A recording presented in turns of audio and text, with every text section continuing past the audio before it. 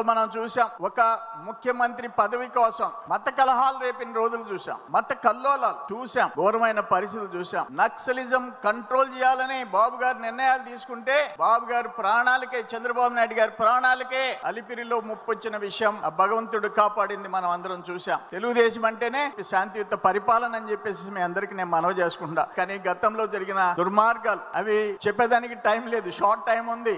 చెప్తా, ఆఖరికి అమరావతి కోసం తిరుమలకి పాదయాత్ర చేసిన మహిళలకి ఆ భోజనం చేసేదానికి సర్వేపల్లి నియోజకవర్గంలో పొదలకూరులో ఒక టెంట్ వేస్తే ఆ టెంట్ తీసేసి ఆ టాయిలెట్ కి సంబంధించిన వ్యాన్ కూడా పోలీసుల చేత పంపించేసినాడు ఒక పెద్ద మనిషి. ఆ రోజు సర్వేపల్లి ఎమ్మెల్యేగా మంత్రిగా ఉన్న కాకాని ఈ రోజు ఎక్కడున్నాడు? జైల్లో ఉన్నాడు.